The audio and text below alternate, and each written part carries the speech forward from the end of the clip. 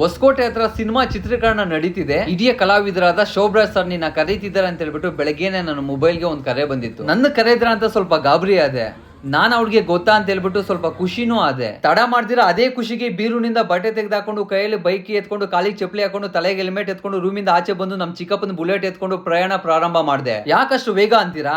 ಸ್ವಲ್ಪ ಕುತೂಹಲ ಅಲ್ವಾ? ಅಲ್ಲಿಗೆ ಹೋಗೋಕ್ಕೂ ಮುಂಚೆ ನಮ್ಮ ಗ್ರಾಮ ದೇವತೆ ಸಪ್ಲಮ್ಮ ತಾಯಿಗೆ ನಮಸ್ಕಾರ ಆಗ್ಬಿಟ್ಟು ದೇವಸ್ಥಾನ ಒಂದು ಸುತ್ತು ಹಾಕಿ ಬಂದೆ. ನಾನು ಯಾವುದೇ ಕೆಲಸದ ಮೇಲೆ ಆಚೆ ಹೋಗ್ಬೇಕಂದ್ರೂ ನಮ್ಮ ಗ್ರಾಮ ದೇವತೆ ಸಪ್ಲಮ್ಮ ತಾಯಿನ ಮೊದಲು ದರ್ಶನ ಮಾಡ್ಕೊಂಡೆ ಆಚೆಗೆ ಹೋಗೋದು. ಇವತ್ತು ನಮ್ಮೂರಲ್ಲಿ ಸಂತೆ ಬೇರೆ ಇತ್ತು. ಅಲ್ಲಿಗೆ ಹೋದ್ರೆ ಎಷ್ಟೊತ್ತಾಗುತ್ತೋ ಅಂತ ಹೇಳ್ಬಿಟ್ಟು ಲೋ ಬಡ್ಜೆಟ್ ಅಲ್ಲಿ ಅರ್ಧ ಪ್ಲೇಟ್ ಚಿತ್ರಾನ್ನ ತಿಂದು ನೇತಾಡ್ತಿದ್ದ ಹಗ್ಗಗಳನ್ನ ಕೂಡ ಹಾಕಿದ್ದ ಕುರಿಗಳನ್ನ ನಿಲ್ಸಿದ್ದ ಗಾಡಿಗಳನ್ನ ನೋಡ್ಕೊಂಡು ಮೊಂಡ್ ರೋಡ್ ಇಂದ ಇದ್ದರಿಗೂ ಬಂದೆ. ತಲೆಗೆ ಹೆಲ್ಮೆಟ್ ಹಾಕೊಂಡೆ. ಗಾಡಿಯ ವೇಗ ಸ್ವಲ್ಪ ಜಾಸ್ತಿನೂ ಮಾಡ್ಕೊಂಡೆ. ಕುತೂಹಲದ ಬೇಟೆಗೆ ನಾನು ಹೋಗ್ತಿದ್ರೆ ಕಷ್ಟದ ಬೇಟೆಗೆ ತುಂಬಾ ಜನ ದಾರಿಯಲ್ಲಿ ಹೋಗ್ತಿದ್ರು. ಕೊನೆಗೂ 25 ಕಿಲೋಮೀಟರ್ ಪ್ರಯಾಣ ಮಾಡಿ ಸಿನಿಮಾ ಚಿತ್ರೀಕರಣ ಮಾಡ್ತಿದ್ದ ಭಕ್ತರಹಳ್ಳಿಯ 58 ಅಡಿಯ ಕಾಳಭದ್ರಕಾಳಿ ದೇವಿಯ ಕ್ಷೇತ್ರಕ್ಕೆ ಹೋಗಿದ ತಕ್ಷಣ ಅಲ್ಲಿರುವ ಸ್ವಾಮಿಗಳನ್ನು ಭೇಟಿ ಮಾಡಿದ ನಂತರ ಗಾಬರಿಯಿಂದ ಶೋಭರಾಜ್ ಸರ್ನ ಭೇಟಿ ಮಾಡೋದಕ್ಕೆ ಹೋದೆ. ಜೈ ಶ್ರೀರಾಮ್, ಆಯ್ ಸರ್ ನಮಸ್ಕಾರ ಅಂದೆ. ಅವರು ನಮಸ್ಕಾರ ಯಾರು ಅಂದ್ರು.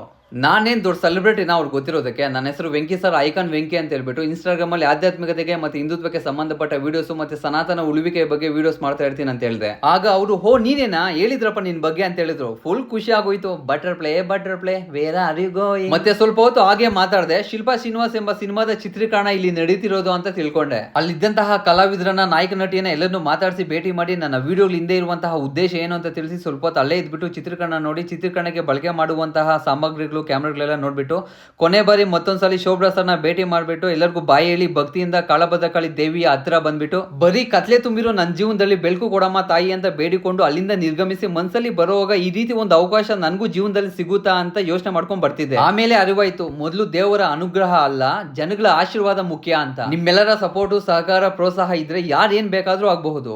ದಯವಿಟ್ಟು ಅನುಸರಿಸಿ, ಸಹಕರಿಸಿ. ಯಾವುದೇ ರೀತಿಯ ಅವಕಾಶ ಸಿಕ್ಕಿದ್ರು ನಾನು ಹಿಂದುತ್ವ ಕಾಪಾಡೋದು ಮಾತ್ರ ಬಿಡಲ್ಲ. ಅರಿಸಿ, ಆರೈಸಿ, ಮನಸ್ಸಿಂದ ಫಾಲೋ ಮಾಡುವ ಮೂಲಕ ಬೆಂಬಲಿಸಿ. ಧನ್ಯವಾದಗಳು.